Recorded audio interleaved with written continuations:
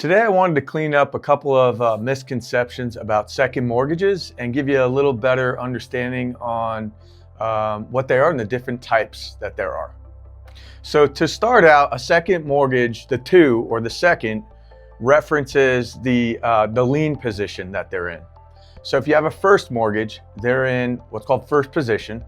And when you get a second mortgage, that becomes second position. Now what this means is that if for some reason, God forbid, you weren't able to make your mortgage payments and the bank had to foreclose, the bank is the bank that is in first position.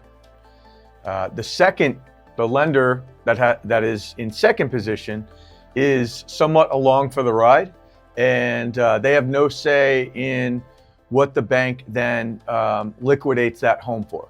So as an example, let's say your home is worth $500,000. You have a first mortgage that's $300,000. You have a second mortgage that's another $100,000.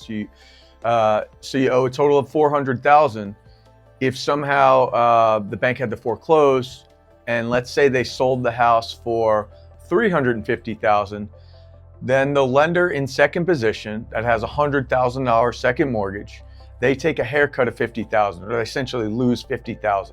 So this is why second mortgages have higher rates, because it's riskier for them to be in second position. So with that out of the way, let's talk about the different types of second mortgages. The most commonly used second mortgage is called a home equity line of credit, or HELOC. And HELOC's it's an acronym for home equity line of credit. What's nice about the HELOC is it acts like a big credit card. You can have zero balance and have zero payments. You can charge up the balance and then you're making your minimum payments. You could pay it back down, use it up again, pay it back down, use it up again. So it acts like a big credit card, but it's attached to your home and it's at an interest rate usually around 8% or so right now.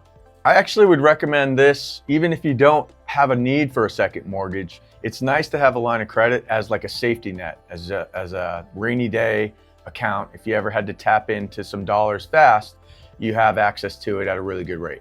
And this rate's usually variable, so it's tied to when the Fed raises and lowers the federal fund rate, your rate on the line of credit will go up or down based on if they lower it or they raise it.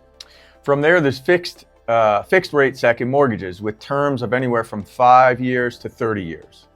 The lower the term or the shorter the time period that you're going to pay it off, the lower the interest rate.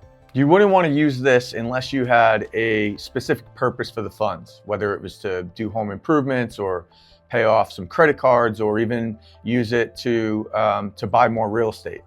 So hope that helps provide better clarity on what a second mortgage is and the different types of second mortgages.